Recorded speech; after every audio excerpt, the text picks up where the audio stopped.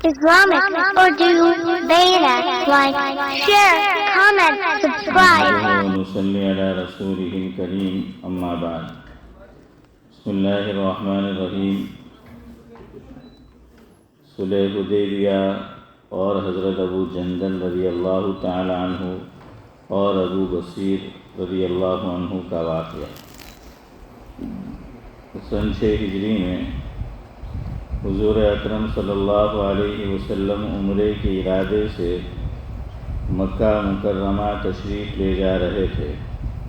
کفار مکہ کو خبر ہوئی اور وہ اس خبر کو اپنی ذلت سمجھے،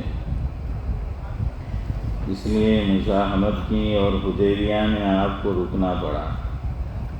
جان نثار صحابہ ساتھ تھے جو آپ پر جان قربان کرنا فخر سمجھتے، لڑنے کو تیار ہو گئے، مگر آقا نے مکہ والوں کی خاطر سے لڑنے کا ارادہ نہیں فرمایا اور صلح کی کوشش کی، اور باوجود صحابہ کی لڑائی پر تیاری اور بہادری کے حضور اکرم صلی اللہ علیہ وسلم نے کفار کی اس قدر رعایت فرمائی کہ ان کی ہر شرط کو قبول فرما لیا۔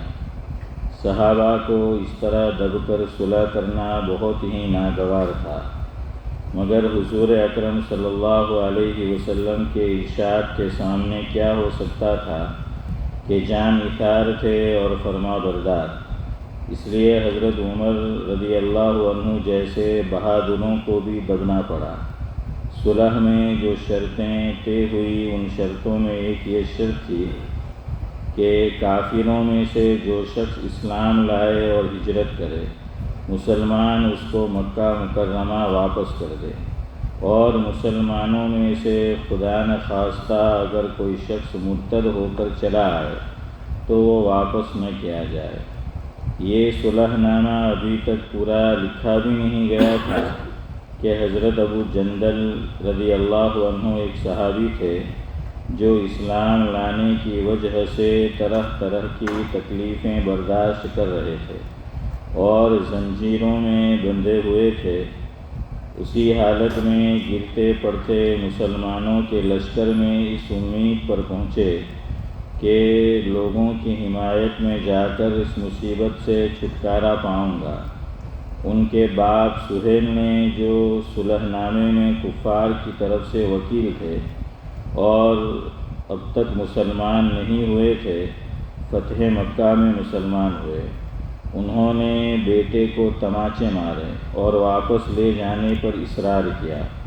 حضور اکرم صلی اللہ علیہ وسلم نے ارشاد فرمایا کہ ابھی صلح نامہ مرتب بھی نہیں ہوا، اس لیے ابھی پابندی کس بات کی، مگر انہوں نے اصرار کیا۔ پھر حضور صلی اللہ علیہ وسلم نے فرمایا کہ ایک آدمی مجھے مانگا ہی دے دو، مگر وہ لوگ ضد پر تھے، نہیں مانے۔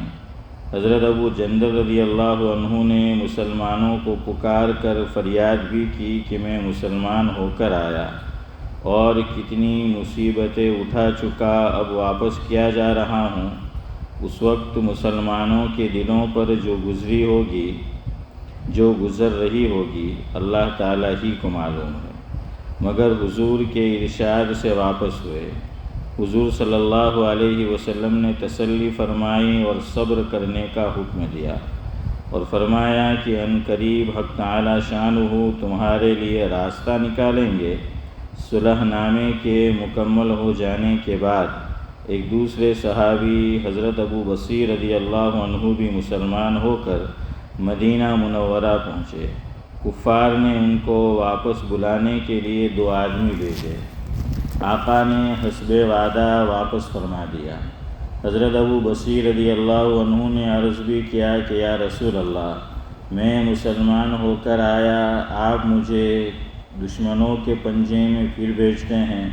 حضور نے ان سے بھی صبر کرنے کو ارشاد فرمایا اور فرمایا کہ انشاءاللہ ان قریب تمہارے واسطے راستہ کھلے گا۔ یہ صحابی ان کے ساتھ واپس ہوئے۔ راستے میں ان میں سے ایک سے کہنے لگے کہ یار تیری یہ تلوار تو بڑی نفیس معلوم ہوتی ہے۔ شیخی باز آدمی ذرا سی بات میں بھول ہی جاتا ہے۔ وہ نیام سے تلوار نکال کر کہنے لگا کہ ہاں، میں نے بہت سے لوگوں پر اس کا تجربہ کیا ہے۔ یہ کہہ کر تلوار ان کے حوالے کر دی۔ انہوں نے اسی پر اس کا تجربہ کیا۔ دوسرا ساتھی یہ دیکھ کر ایک کو تو نمٹا دیا، میرا نمبر ہے، بھاگا ہوا مدینہ آیا اور حضور اکرم صلی اللہ علیہ وسلم کی خدمت میں حاضر ہو کر عرض کیا کہ میرا ساتھی مر چکا ہے، اب میرا نمبر ہے۔ اس کے بعد حضرت ابو بصیر رضی اللہ عنہ پہنچے اور عرض کیا کہ یا رسول اللہ، آپ اپنا وعدہ پورا فرما چکے کہ مجھے واپس کر دیا اور مجھ سے کوئی عہد ان لوگوں کا نہیں ہے جس کی ذمہ داری ہو۔ وہ مجھے میرے دین سے ہٹاتے ہیں، اس لیے میں نے یہ کیا۔ آقا نے فرمایا کہ لڑائی بھڑکانے والا ہے، کاش کوئی اس کا معین و مددگار ہوتا۔ وہ اس بات سے سمجھ گئے کہ اب بھی اگر کوئی میری طلب میں آئے گا تو میں واپس کر دیا جاؤں گا، اس لیے وہ وہاں سے چل کر سمندر کے کنارے ایک جگہ آ پڑے۔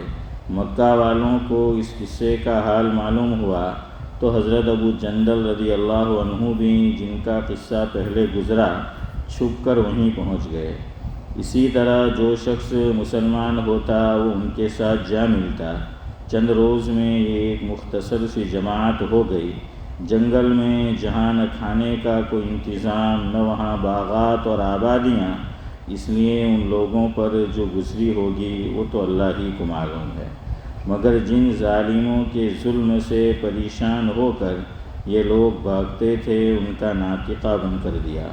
جو قافلہ ادھر کو جاتا اس سے مقابلہ کرتے، لڑتے، حتیٰ کہ کفار مکہ نے پریشان ہو کر آقا کی خدمت میں عاجزی اور منت کر کے اللہ تعالیٰ کا اور رشتہ داری کا واسطہ دے کر آدمی بھیجا کہ اس جماعت کو آپ اپنے پاس بلا لے کہ یہ معاہدے میں تو داخل ہو جائے اور ہمارے لیے آنے جانے کا راستہ کھلے۔ لکھا ہے کہ حضور اکرم صلی اللہ علیہ وسلم کا اجازت نامہ جب ان حضرات کے پاس پہنچا تو حضرت ابو بصیر رضی اللہ عنہ مرض الموت میں گرفتار تھے۔ حضور صلی اللہ علیہ وسلم کا والا نامہ ہاتھ میں تھا کہ اسی حالت میں انتقال فرمایا، رضی اللہ عنہ وارضاہ۔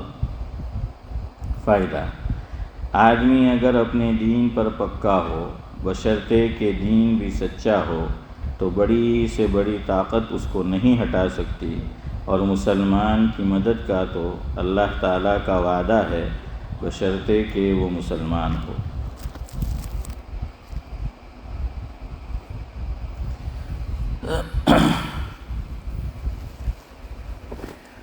بزرگان محترم،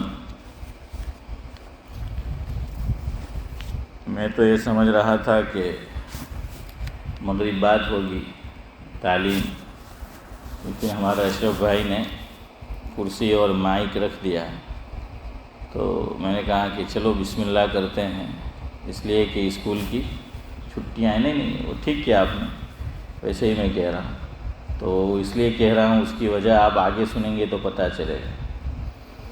تو میں نے کہا کہ کوئی بات نہیں، مدرسہ بھی جو ہے وہ چھٹی ہے اور کوئی مشغولی بھی نہیں ہے، اور ویسے بھی حضرت امام صاحب چھٹی پر 2 ہفتے، تو مجھے ہی سب نمازیں پڑھانی ہیں۔ اب عصر بات کرو یا مغرب بات، بہرحال میری تو حاضری ہونی ہی ہونی ہے۔ صرف پوچھنا آپ سے یہ ہے کہ یہی عصر بعد رکھنا ہے یا مغرب بعد کر سے؟ ہاں نے کہا ہے کہ جو آپ نہیں، وہ تو ٹھیک ہے، جزاک اللہ، آپ نے اختیار دیا، اللہ آپ کو جزائے خیر۔ میں ساتھیوں سے پوچھ رہا ہوں،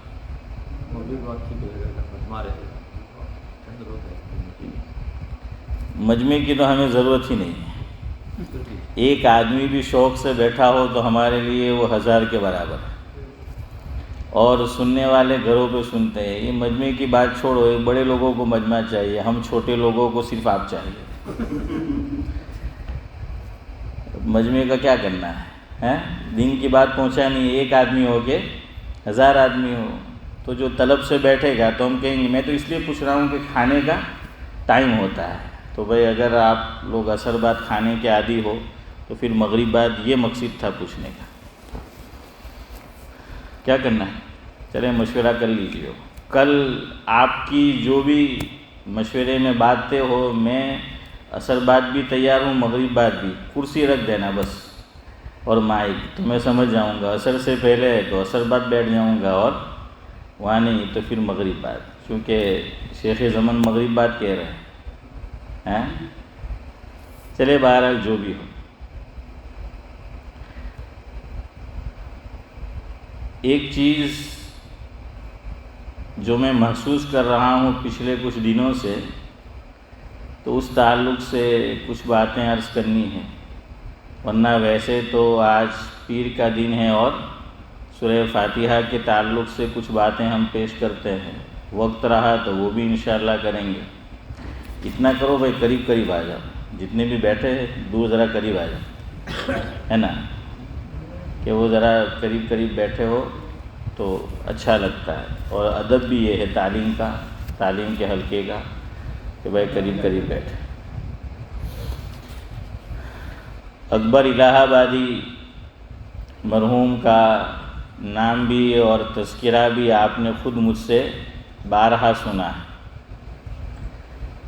تو مسجد،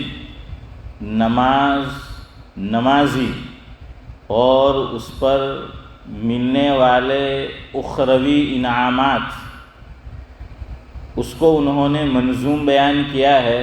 چونکہ مجھے بھی کچھ باتیں اسی تعلق سے پیش کرنی ہیں، تو اکبر الہ آبادی مرحوم کے کلام سے بات کا آغاز کرتے ہیں. وہ یہ لکھ گئے ہیں کہ جنت میں مکان اپنا بناتے ہیں نمازی، جنت میں مکان اپنا بناتے ہیں نمازی، مسجد میں بڑے شوق سے جاتے ہیں نمازی. جنت میں مکان اپنا بناتے ہیں نمازی، مسجد میں بڑے شوق سے جاتے ہیں نمازی. معبود بھی خوش ہوتا ہے، محبوب بھی راضی. معبود بھی خوش ہوتا ہے، محبوب بھی راضی. کیا مطلب؟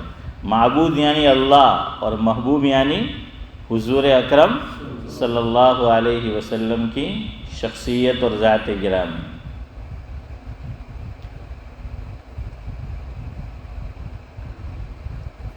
تو بہرحال معبود بھی خوش ہوتا ہے، محبوب بھی ہوتا ہے راضی. سجدے کے لیے سر جو جھکاتے ہیں نماز، سجدے کے لیے سر جو جھکاتے ہیں نمازی. انعام سنیں، خدمت کے لیے حوریں، سکونت کے لیے خلد. ہے شیخ زمن، خدمت کے لیے، ہاں دیکھا میرے پہلے بول دیا. خدمت کے لیے حوریں، سکونت کے لیے خلد. پھولے نہیں جامے میں سماتے ہیں نمازی. ہے نا کہ پھولے نہیں سماتے جامے میں. تو وہ کہتے ہیں کہ خدمت کے لیے حوریں، سکونت کے لیے خلد. خلد یعنی جنت. جنت کا ایک نام کیا ہے؟ خلد ہے. 24ویں پارے میں اللہ رب العزت نے ارشاد فرمایا کہ لہم فیہا دار الخلد. تو بہرحال آگے وہ کہتے ہیں، اچھا یہاں ایک بات یاد رکھو، بعض لوگوں کو جنت سے اور حور سے چڑ ہے، اللہ بچائے. ہاں، اور اچھے خاصے دیندار سمجھے جانے والے بعض مسلمان بھی، وہ جنت کا بیان کرو تو کہ خبر نہیں ہے مولوی لوگ کو جنت نے حورج کے بیان کراتے ہیں. یعنی تنزن کہتے ہیں، تنزیہ، کہ بھئی یہ حوروں کا بیان کیوں کرتے رہتے ہیں. تو ان کو جواب یہ ہے کہ یہ تو اللہ تعالیٰ پر اعتراض ہے، یہ تو خالق کائنات پر اعتراض ہے. قرآن کریم میں اللہ تعالیٰ نے خود حوروں کا تذکرہ کیا ہے. سورہ رحمان ویسے کئی جگہ پر ہے، میں آپ کو ایک مثال دوں. کیوں؟ اس لیے کہ سورہ رحمان مشہور صورت ہے اور ہم سب پڑھتے بھی ہیں، پڑھنا بھی اچھا لگتا ہے، سننا بھی اچھا لگتا ہے. تو اللہ تعالیٰ جنتیوں کی صفت میں ایک چیز یہ بیان فرماتے ہیں کہ حور مقصورات فی الخیام، اور فرمایا کہ لم یطمثہن انس قبلہم ولا جان فبأی آلاء ربکما تکذبان. اللہ اکبر. کہ حور کی ایک صفت اللہ تعالیٰ نے قرآن کریم میں یہ ذکر فرمائی کہ لم یطمثہن انس قبلہم ولا جان.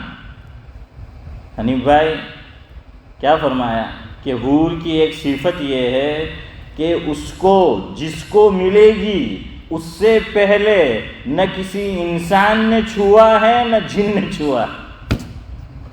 بالکل عفیفہ پاک دامن، کسی نے نہیں چھوا اس کو اس سے پہلے، نہ انسانوں میں سے کسی نے چھوا نہ جنات میں سے کسی نے چھوا. حکیم الامت مجدد الملت حضرت مولانا اشرف علی صاحب تھانوی نور اللہ مرقدہ فرماتے تھے، جس کا مفہوم یہ ہے کہ حور کی جو صفت اللہ رب العزت نے قرآن کریم میں ذکر فرمائی کہ لم یطمثہن انس قبلہم ولا جان، فرمایا کہ اس کی ایک جھلک دیکھنی ہو، اس کی ایک مثال دیکھنی ہو تو ہمارے ہند و پاک بنگلہ دیش اس وقت سب ایک تھا. فرمایا کہ وہاں کی عورتوں کو دیکھ لیجیے کہ نوجوانی میں اللہ نہ کرے اگر شوہر قید خانے میں چلا گیا، جیل میں اس کو ڈال دیا گیا یا کہیں اور گیا ہے، تو وہ خاتون اپنی عزت کی حفاظت کرتی ہے، شوہر چاہے 10 سال بعد آئے چاہے 40 سال بعد آئے. وہ اپنی عزت پر، اپنی آبرو پر، اپنی عفت پر، اپنی پاک دامنی پر کوئی داغ نہیں لگنے دیتی. اپواد ہر جگہ ہوتا ہے اور ہر دور میں ہوتا ہے. جو بے حیا ہے، فاحشہ ہے، وہ تو کرے گی، وہ تو قرآن نے بھی کہا ہے، تقسیم کی ہے. اللہ تعالیٰ نے فرما دیا قرآن کریم میں کہ الخبیثات للخبیثین والخبیثون للخبیثات والطیبات للطیبین والطیبون للطیبات. ہاں، یہ قرآن نے فرمایا. یہ کب فرمایا؟ جب امی جان حضرت عائشہ رضی اللہ تعالی عنہا پر الزام لگایا لوگوں نے، منافقوں نے خاص طور سے، اور اس میں بعض بولے بھالے مسلمان بھی شامل ہو گئے. ہاں، یہ الزام بڑی خطرناک چیز ہے. لگانے والے جب لگاتے ہیں پاک دامن لوگوں پر، بے گناہوں پر، تو آپ نے کہوت سے نورانی بھائی کہ چوکھا بھیگی. ہاں، نورانی بھائی نے کہا خبر نہیں، اللہ والا لوگ سے بیچارہ ہے. حافظ امتیاز نے فرمایا کیا؟ ہاں، ایل بھی جو ہے بکھائی جائے نا، پکھائی جائے. تو ویسے ہے کہ کچھ لوگ باتوں میں آ جاتے ہیں، تو آ گئے. حضرت عائشہ پر بھی جب الزام لگا ہے تو بہرحال اللہ تعالیٰ نے حضرت عائشہ رضی اللہ تعالیٰ عنہ کی برات میں، پاک دامنی میں قرآن کریم کی چند آیات اتاری. اور امتیاز بھائی ایک اصولی بات بتا دی کہ یاد رکھو، جو نیک ہے ان کو بیویاں بھی نیک ملتی، اور جو بدکار ہوتے ہیں ان کی عورتیں بھی بدکار ہوتی. ہاں، کبھی اپواد ہو جاتا ہے، میں پھر کہہ رہا ہوں، ورنہ عام طور پر ایسا ہی ہوتا ہے کہ ہم پاک دامنی والی زندگی گزاریں گے، ہم کسی کی ماں بہنوں کو غلط نگاہ سے نہیں دیکھیں گے. انشاءاللہ اللہ تعالی ہماری ماں بہنوں کی عزت کی بھی حفاظت کرے گا. ہاں، ہماری ماں بہنوں کو بھی کوئی غلط نگاہ سے نہیں دیکھے گا. اگر میں اور آپ چاہے میری بیٹی کو کوئی بری نگاہ سے نہ دیکھے، میری بیوی کو، آپ کی بیوی کو، ہماری بیوی کو، ہماری ماں بہنوں کو، تو پہلے ہمیں اپنی نگاہ کی حفاظت کرنی پڑے گی۔ حضرت امام شافعی رحمۃ اللہ علیہ کا ملفوظ ہے کہ زنا قرض ہے، تم کسی کی بیٹی کے ساتھ، کسی کی بہن کے ساتھ جو ہے زنا کرو گے، تمہارے خاندان کی عورتوں سے بھی کیا جائے گا۔ یہ قرض ہے، یہ قرض ہے، یہ چکانا پڑے گا، یہ ادا ہوگا۔ اس لیے بد نگاہی سے بچنا ہے۔ اکبر الہ آبادی نے کتنی پتے کی بات، یہ ایسا گناہ ہے کہ غیر دیندار تو کرتے ہی ہے، دیندار والے بھی اللہ نے بچائے تو وہ بھی دیکھ لیتے، کون دیکھنے آتا ہے نا؟ یوں دیکھ لیا، نظر کو بھا گئی، پھر دیکھا اور دیکھ لیا کہ او ہو آ تو اشرف بھائی پاہے دیا ہوتا ہے، تو اب جو ہے اس طرح کے ایکشن کریں گے، گویا کچھ دیکھا ہی نہیں، لیکن وہ تو دیکھ رہا ہے۔ اسی کو اکبر الہ آبادی نے کہا ہے کہ شیخ خلاف ادب تھوکتے بھی نہیں، شیخ خلاف ادب تھوکتے بھی نہیں اور اندھیرے اجالے میں چکتے بھی نہیں، ہیں سعد اللہ صاحب؟ اور اندھیرے اجالے میں آدمی بڈھا بھی ہو جاتا ہے نا، پھر بھی یہ بد نگاہی کا مرض جاری رہتا ہے۔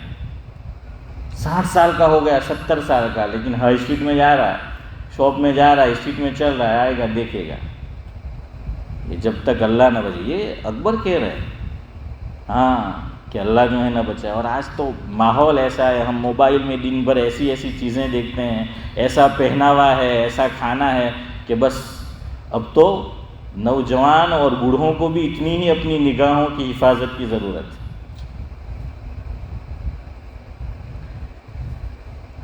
بہرحال میں یہ کہہ رہا تھا کہ حضرت تھانوی رحمۃ اللہ علیہ نے فرمایا کہ ہمارے ملک کی جو عورتیں ہیں وہ گویا کہ دنیا کی کیا ہے؟ حوریں ہیں، حوریں۔ تو جنت کا بیان تو انہوں نے، حور کا بیان تو اللہ نے کیا، لیکن بعض لوگ ایسے ایسے کامنٹ کرتے ہیں اور مذاق جو ہے وہ اڑاتے ہیں۔ اسی طرح جنت کا بھی جو ہے مذاق اڑایا جاتا ہے، غالب نے بھی اڑایا ہے۔ تو یہ سب ایمان کے لیے بڑی خطرناک چیز ہے، کیونکہ یہ تو اللہ تعالیٰ نے قرآن میں فرمایا، اور قرآن کریم کے ایک ایک حرف اور ایک ایک لیٹر پر ایمان لانا ضروری ہے۔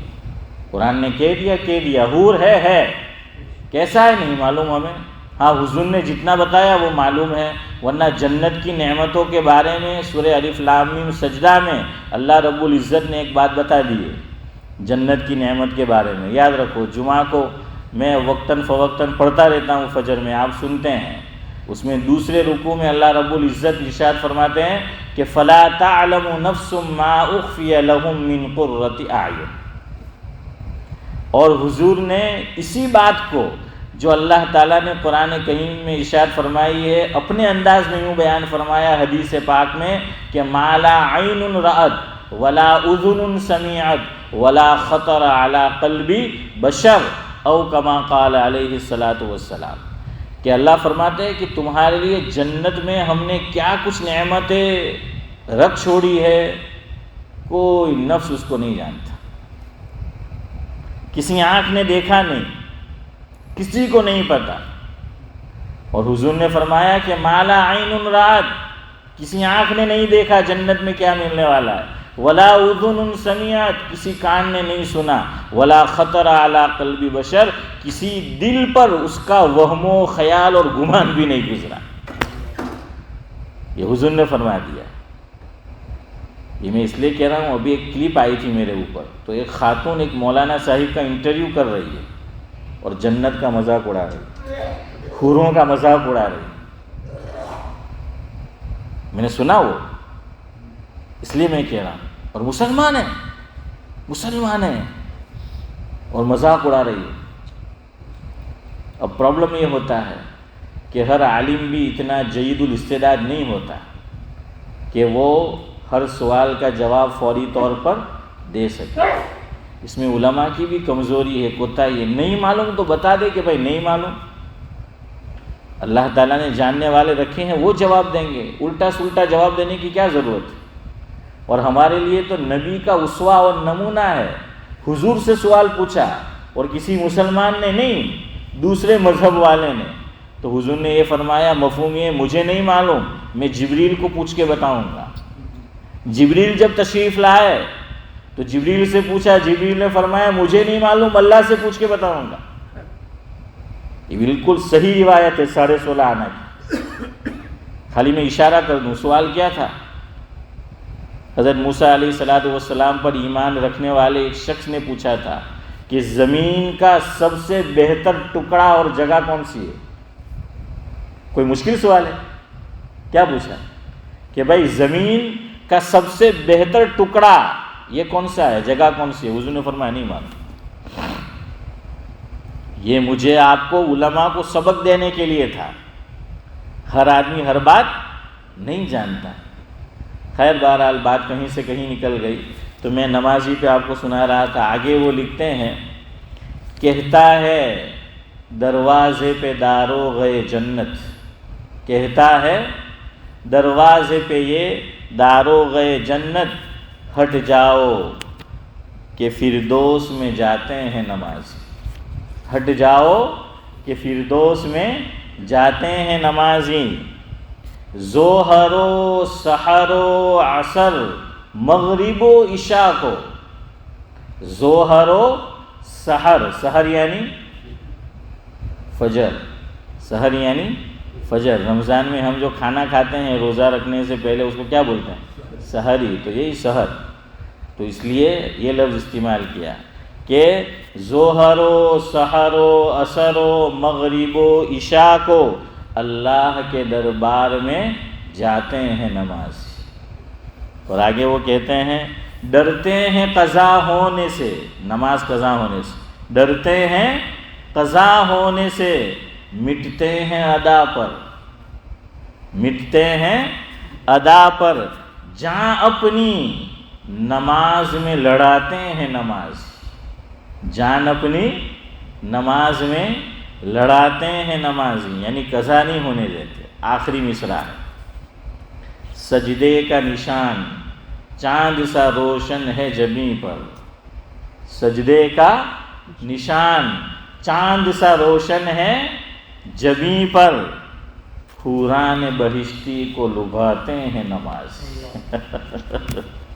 حور سے شروع ہو کے حور پہ آئی بات، حوران بہشتی کو لبھاتے ہیں نمازی، جنت میں مقام اپنا بناتے ہیں نمازی، مسجد میں بڑے شوق سے جاتے ہیں نمازی۔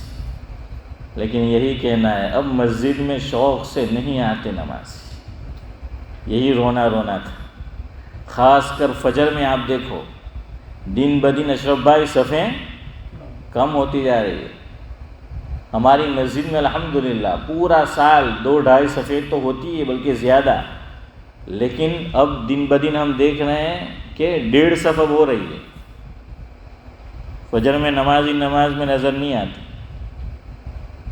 اور یہ دھیرے دھیرے مسجد کی آبادی گھٹنا جو شروع ہوئی ہے یہ کووڈ سے، کہ کووڈ آیا تو اس کی وجہ سے لوگ گھر کے ہو کر رہ گئے، گھر میں نماز پڑھتے ہو گئے۔ اب کووڈ کے بعد بھی بعض لوگ ابھی تک ڈرے ہوئے ہیں۔ اب تو اللہ تعالیٰ نے اس وبا کو کیا کر دیا ہے، تقریباً ختم کر دیا، لیکن ابھی بھی جو ہے وہ ماسک لگا کے گھوم رہے ہیں، ماسک لگا کے جو ہے وہ آ رہے ہیں۔ ارے یہ اتنا ہی جو ہے اتنا ہوتا تو جہاں پارٹیاں نہیں ہونی چاہیے تھی وہاں نہیں ہوتی، اور اس کو نکلنا نہ پڑتا اس کی وجہ سے۔ کچھ اشارے میں سمجھا کرو، میں کھل کے نہیں بول سکتا، ہاں 10 آپ سمجھ جائے گے، اتنا اشارہ بس ہے۔ وہاں اس وقت پارٹیاں ہو رہی تھی جب ہم مسجدوں کو تالا لگائے ہوئے تھے، کوئی ماسک نہیں کچھ نہیں، وہ گیدرنگ جو ہے وہ ہو رہی ہے، اور مسلمان اللہ پر ایمان رکھتا ہے اتنا جو ہے وہ ڈرا ہوا۔ ٹھیک ہے کچھ اصول کی پابندی کرنی پڑتی ہے، مسجد کو کھلا رکھنا ہے، چلانا ہے، انتظامیہ بھی مجبور ہوتی ہے قوانین کے آگے، لیکن اب آپ دیکھ لیجئے وہ بالکل پہلے جیسے حالات ہے۔ بعض بڑے بوڑھوں کو میں دیکھ رہا ہوں جو کووڈ سے پہلے پابندی سے مسجد میں آتے تھے، اب نہیں نظر آ رہے ہیں، نہیں آتے، وہ ڈرے سہمے ہوئے ہیں۔ اور دیکھیے موت تو اپنے وقت پہ آنی ہے، یہ ہم سب کا ایمان اور عقیدہ ہے۔ جتنا ڈریں گے سہمیں گے اتنا اور زیادہ جو ہے وہ نقصان میں جائیں گے، گھر کے ہو کر رہ جائیں گے، گھر کے اندر جو ہے وہ رہیں گے۔ آؤ اللہ تعالیٰ کے گھر میں ہے، اللہ سے جو ہے وہ مانگنا ہے، اللہ کو یہاں راضی کرنا ہے۔ اور کچھ لوگ ابھی تک اس طرح بھی کچھ آتے ہیں مسجد میں پھر بھی ڈرے ہوئے ہیں کہ آپس میں گیپ رکھتے ہیں، جگہ رکھتے ہیں، کندھے سے کندھا ملا کر کھڑے نہیں رہتے، کہہ رہے بھائی کچھ ہو جائے گا۔ کچھ نہیں ہوتا جب تک اللہ نہ چاہے۔ وما تشاءون الا ان یشاء اللہ۔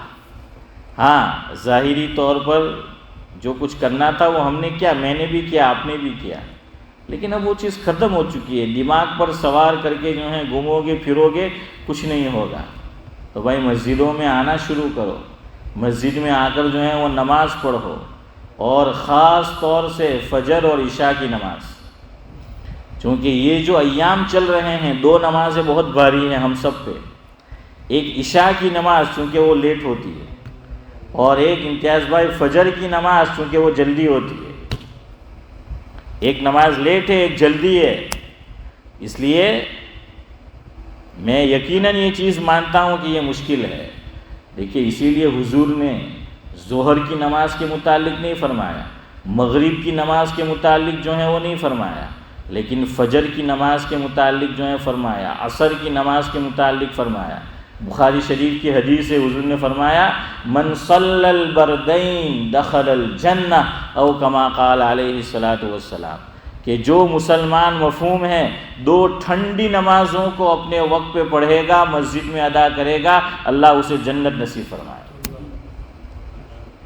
فجر کی نماز ہے بردین سے مراد، وہ کب ہوتی ہے؟ ٹھنڈک کے اندر جو ہے وہ ہوتی ہے۔ عشاء کی نماز کے متعلق فرمایا، عصر کے متعلق جو ہے وہ فرمایا، الگ الگ روایت میں۔ اور فجر کی نماز کی اہمیت کا اندازہ آپ اس سے لگائیے کہ حضور نے فجر کی فرض نماز نہیں بلکہ سنت کے متعلق حنیف بھائی یہ فرمایا۔ حضرت عائشہ رضی اللہ تعالیٰ عنہ روایت کرتی ہیں جس کا مفہوم یہ ہے کہ جو مسلمان 2 رکعت فجر کی سنت اپنے وقت پر ادا کرتا ہے وہ 2 رکعت اللہ کے نزدیک دنیا و ما فیہا سے بہتر ہے۔ یہ فرض کے متعلق نہیں کہا گیا بلکہ سنت کے متعلق، دنیا و ما فیہا سے بہتر ہے۔ اور دوسرے نمبر پر فرمایا مفہوم ہے کہ فجر کی سنت اگر میدان کارزار میں حالت جنگ میں گھوڑے تمہیں رون ڈالے تب بھی تم فجر کی سنت کو مت چھوڑیو۔ حالانکہ میدان کارزار ہے، حالت جنگ ہے، لیکن فجر کی سنت کی اتنی اہمیت جو ہے وہ بتائی۔ یہ بتانا ہے فرض کی اہمیت کو، لیکن سنت پہلے ہیں، جب اس کی اتنی اہمیت ہے تو پھر فرض کا جو ہے وہ کیا پوچھنا۔ اور ایک روایت جس کا مفہوم یہ ہے، صحابی فرماتے ہیں کہ کنا عند النبی صلی اللہ علیہ وسلم فنظر الى القمر لیلۃ یعنی لیلۃ البدر انکم سترون ربکم کما ترون هذا القمر لا تضامون فی رؤیتی او کما قال علیہ الصلاۃ والسلام۔ صحابی فرماتے ہیں جس کا مفہوم یہ ہے کہ چاندنی رات تھی، ہم حضرت نبی کریم صلی اللہ علیہ وسلم کے ساتھ بیٹھے ہوئے تھے۔ فنظر الی القمر لیلۃ، حضور نے ایک دم سے اپنا چہرہ مبارک آسمان کی طرف کیا اور حضور کی مبارک نگاہیں چاند سے جا ٹکرائی۔ یا یوں کہیے کہ چاند کی نگاہ حضور کی نگاہ مبارک سے جا ٹکرائے۔ تو صحابہ جب حضور نے سر اٹھایا انہوں نے بھی اٹھایا۔ حضور نے پھر آگے فرمایا انکم سترون ربکم کما ترون ھذا القمر لا تضامون فی رؤیتہ۔ فرمایا کہ اے میرے مت والو، اے میرے جان نثارو، اے میرے صحابہ، تم آسمان پر اس چاند کو دیکھ رہے ہو نا۔ اور چاند کون سا تھا؟ بدر۔ بدر کس کو کہتے ہیں؟ کہ جب چاند کیا ہو جائے، مکمل ہو جائے، فول ہو جائے، تو اس کو دیکھنا پھر آسان ہو جاتا ہے۔ آرام سے آدمی جو ہے وہ بیٹھے بیٹھے دیکھ سکتا ہے، اور اس کی روشنی بھی خوب ہوتی ہے۔ اس کو بدر کہتے ہیں کہ وہ پورا ہو گیا۔ تو فرمایا کہ صحابہ تم دیکھ رہے ہو اس چاند کو، اور تمہیں اس کے دیکھنے میں کوئی پریشانی، کوئی دقت پیش نہیں آ رہی، بڑے آرام سے تم دیکھ رہے ہو۔ صحابہ نے فرمایا بالکل۔ پھر حضور نے آگے فرمایا کہ تم اسی طرح کل قیامت میں جب جنت کا فیصلہ جنتیوں کے لیے ہو جائے گا، تم جیسے زمین پر بیٹھ کر اوپر آسمان پر آرام سے چاند کو دیکھ رہے ہو، تم اپنے رب کو بھی اسی طرح دیکھو گے۔ کما ترون ھذا القمر لا تضامون فی رؤیتی۔ ہیں بھائی، عرش پہ بیٹھ کے، فرش پہ بیٹھ کے عرش پہ جیسے چاند کو دیکھتے ہو بڑے آرام سے، تم اپنے رب کو بھی جو ہے وہ دیکھو گے، لیکن اس کے لیے تمہیں ایک کام کرنا ہے بطور خاص۔ وہ کیا کہ حضور نے آگے قرآن کریم کی وہ آیت تلاوت فرمائے۔ وہ کیا ہے؟ قبل طلوع الشمس وقبل غروبها۔ کیا ہے پوری آیت؟ بہرحال تو یہ مفہوم تو آ گیا اس میں کہ قبل طلوع الشمس وقبل غروبها۔ فرمایا کہ دو نمازوں کو ادا کیا کرو جماعت کے ساتھ اپنے وقت پر، ایک نماز عشاء کو اور ایک نماز فجر کو۔ اور یہی سمر میں ہمارے یہاں ہارڈ ہے اور مشکل ہے۔ فرمایا کہ یہ نماز جماعت سے مسجد میں تم ادا کرو گے پابندی سے، تو اس کے طفیل میں اللہ رب العزت تمہیں اپنا دیدار آسانی سے کرائے۔ تو بھائی اللہ کا دیدار کرنا کون نہیں چاہتا ہے؟ چاہتا ہے نا ہر آدمی۔ تو حضور نے فرما دیا کہ یہ دو کام کیا کرو، خاص طور سے کرو۔ کچھ اعمال ایسے ہیں اللہ کا دیدار کرنا ہے بطور خاص۔ ابن قیم نے لکھا ہے، ایک بات یاد آ گئی کہہ دوں، مفہوم ہے۔ قرآن کریم کے اندر 18واں پارہ، اس میں اللہ رب العزت ارشاد فرماتے ہیں قُلْ لِلْمُؤْمِنِينَ يَغُضُّوا مِنْ أَبْصَارِهِمْ وَيَحْفَظُوا فُرُوجَهُمْ وَقُلْ لِلْمُؤْمِنَاتِ يَغْضُضْنَ مِنْ أَبْصَارِهِنَّ وَيَحْفَظْنَ فُرُوجَهُنَّ۔ عام طور پہ قرآن کا انداز یہ ہے کہ مردوں کو مخاطب کرتا ہے اور عورتیں خود بخود امتیاز بھائی اس میں داخل ہو جاتی ہے، لیکن بعض مقامات ایسے ہیں کہ جہاں پر دونوں کو الگ الگ نورانی بھائی خطاب ہوتا ہے۔ اس میں سے ایک یہ مقام ہے، مردوں سے بھی فرمایا کہ اپنی نگاہوں کی اور شرمگاہوں کی حفاظت کرو، عورتوں سے بھی فرمایا کہ اپنے نگاہوں کی اور شرمگاہوں کی حفاظت کرو۔ اور علماء نے نکتہ یہ بیان فرمایا کہ قرآن نے جس لفظ کو جس انداز میں بیان کیا ہے اس سے وہ کوئی سبق دینا چاہتا ہے۔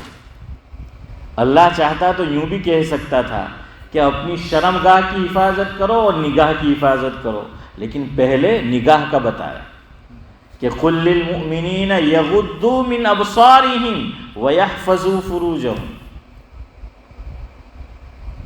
اور وَقُلْ لِلْمُؤْمِنَاتِ يَغْضُضْنَ مِنْ أَبْصَارِهِنَّ وَيَحْفَظْنَ فُرُوجَهُنَّ۔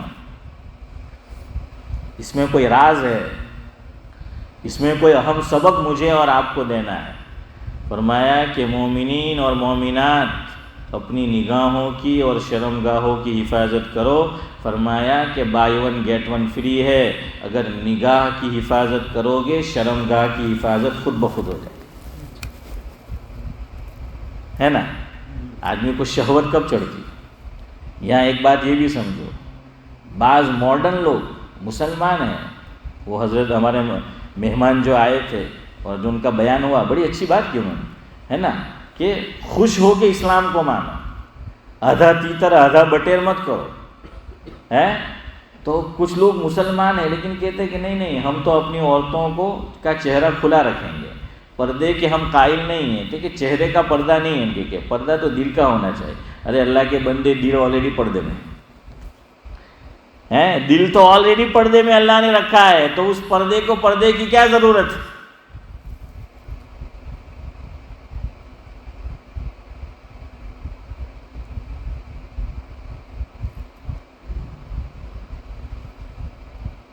چہرہ اسی کے دیکھ کر تو آدمی للچاتا ہے، اور حضور نے حدیث میں کیا فرمایا، اللہ اکبر، یہ جو چہرہ ہے عورت کا، یہ شیطان کے زہر میں بجھائے ہوئے تیروں میں سے ایک تیر ہے۔ ایک تو شیطان کا تیر اور زہر میں بجھانا۔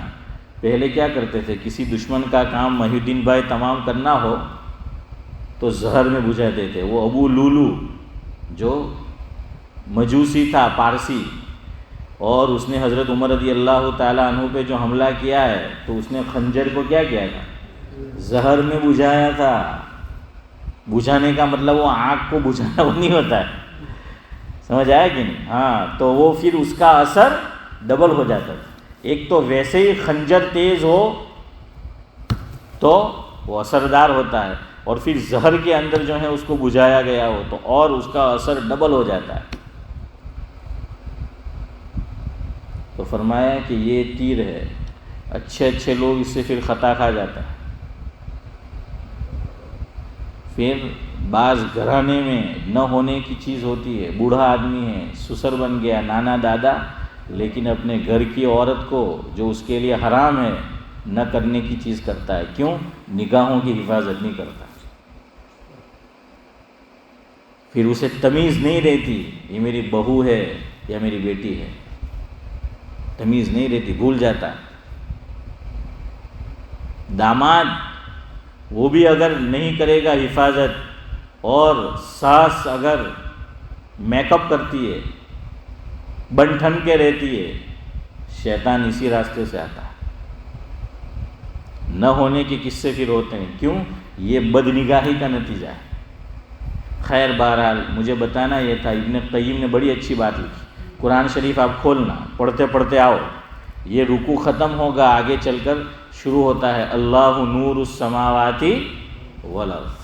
اللہ اکبر، کیا علوم دیے تھے اللہ تعالیٰ نے ان کو۔ انشاءاللہ 5 منٹ میں ختم کرتے ہیں۔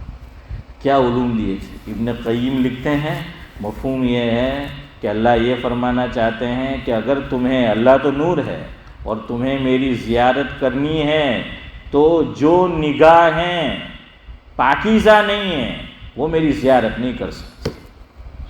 تمہیں اگر قیامت میں میری زیارت کرنا ہے تو جنت میں یہ جو نگاہ ہے، یہ جو نظر، یہ آنکھیں میں نے دی ہے، اس کی حفاظت کر کے آنا، اسے گندا کر کے مت آنا۔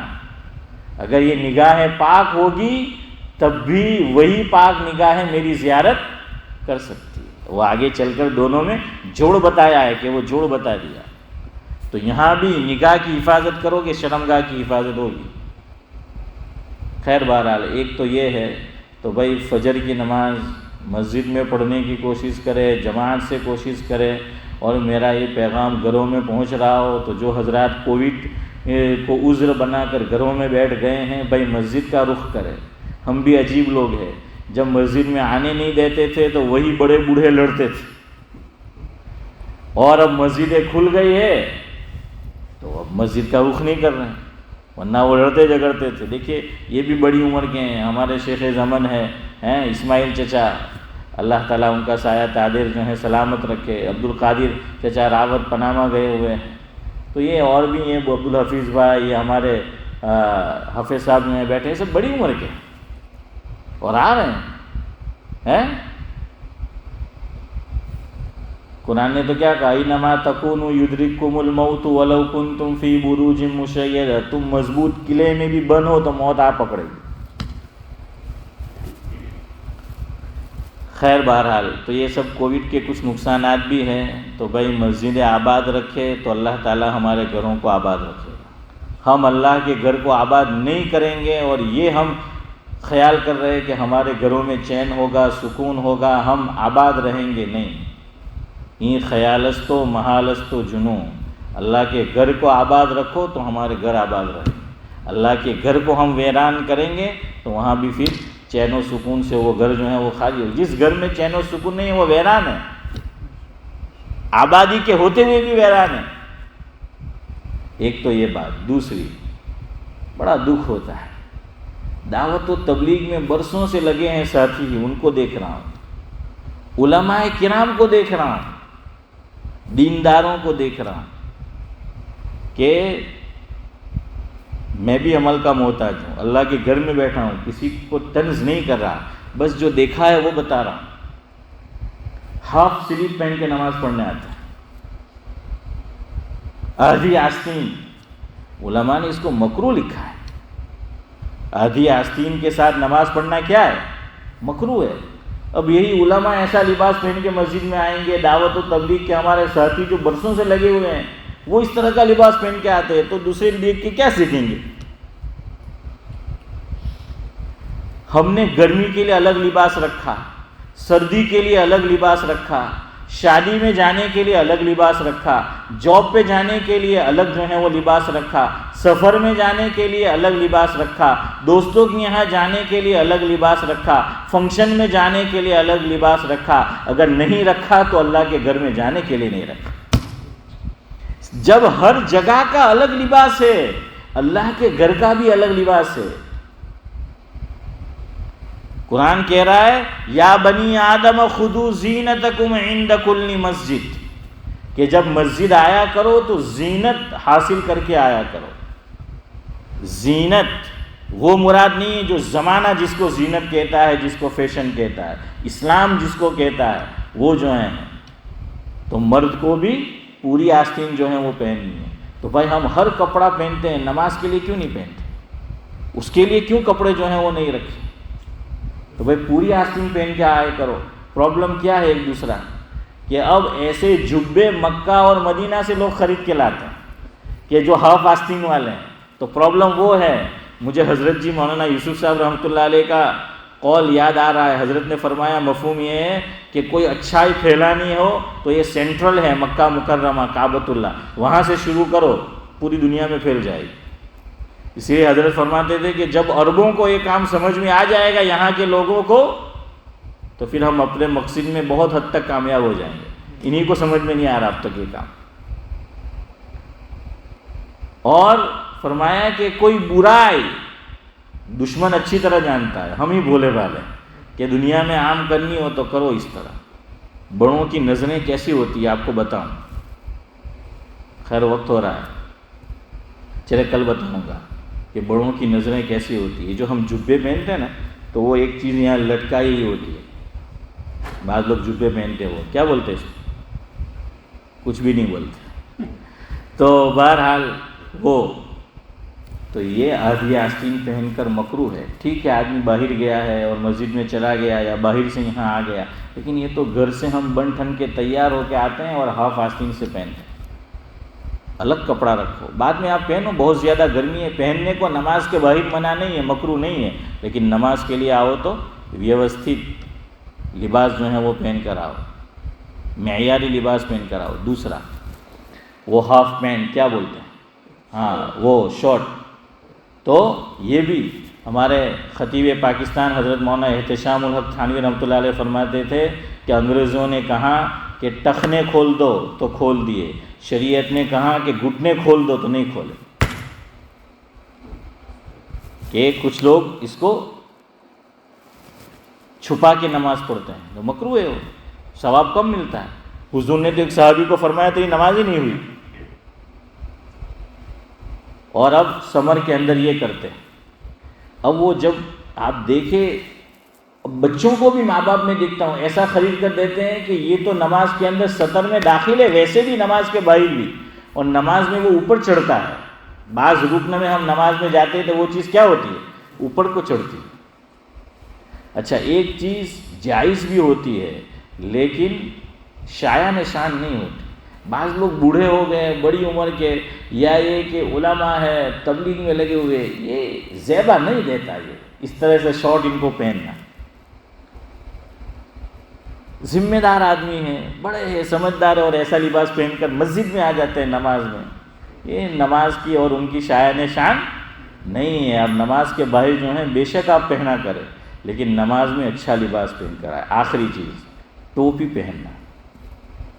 ٹوپی حضور سے سوائے حج اور عمرے کے ایسا کبھی نہیں ہوا. کوئی روایت آپ کچی لا کر دکھا دے کہ حضور نے یا تو عمامہ باندھا ہے یا ٹوپی ہے. بغیر عمامے اور بغیر ٹوپی کے سوائے حج اور عمرے کے حضور سے نماز پڑھنا کھلے سر ثابت نہیں ہے. یا تو عمامہ ہے یا ٹوپی ہے، اور بعض مرتبہ دونوں، کہ ٹوپی ہے اور اوپر کیا ہے، وہ عمامہ ہے. لیکن لوگ آتے ہیں، اس میں دو بات ہے. اگر ٹوپی نہیں تھی کسی وجہ سے پڑھ لی تو کوئی بات نہیں، تو مکروہ نہیں ہے. لیکن سستی کی وجہ سے، فیشن کی وجہ سے، یا بعض لوگوں کی دیکھا دیکھی میں اور ان کی بات میں آ کر، اور اس سے آگے بعض تو کھلے سر نماز پڑھنا سنت سمجھتے ہیں. سنت سمجھ کر کہ ہم کھلے سر نماز پڑھیں گے، یہ سنت ہے. اور اس میں بھی وہی کہ جو معاشرے کے، سماج کے، سوسائٹی کے بڑے لوگ ہیں، وہ ہماری مسجد میں اس طرح آ جاتے ہیں. تو تمہاری اپنی اولاد پھر کیا ٹوپی پہنے گی، اور لوگ پھر کہاں سے جو ہے وہ پہنیں گے. ارے تم ان کی بات میں کیوں آ گئے؟ پوچھو اپنے علماء سے اور معلوم کرو کہ کیا یہ کیا حقیقت ہے. اور آپ کہتے ہیں کہ کھلے سر سنت، تو پھر یہ دعوت و تبلیغ کے کام میں ماشاءاللہ سنت پہ بڑا زور دیا جاتا ہے. یہ لوگ عمل کرتے ہیں، یہ بھی پھر کھلے سر گھومتے ہیں. علماء صلحاء بھی پھر کھلے سر گھومتے ہیں. ارے سنت کی تمہیں اہمیت تو ہمیں نہیں ہے. کس نے کہا ہے کھلے سر نماز پڑھنا سنت ہے؟ سستی کی وجہ سے، فیشن کی وجہ سے سنت سمجھ کر اس کو پڑھیں گے تو مکروہ ہوگی. ہاں کبھی ٹوپی نہیں ہے کسی وجہ سے اور ویسے ہی پڑھ لیا تو الگ بات ہے. تو یہ میں 3 چیزیں ابھی موسم گرما میں دیکھ رہا ہوں کہ ایک تو ہاف آستین سے نماز لوگ پڑھ رہے ہیں، اور اس کے بعد یہ جو آپ کو شارٹ، کیا بولتے ہیں امتیاز بھائی، شارٹ، ہاں وہ ہے. اب آپ کہیں گے مول صاحب بیان بھی شارٹ کرو یار ہیں. اور پھر کھلے سر جو ہیں وہ، بہرحال اب آپ کھلی فضا میں گھومیں.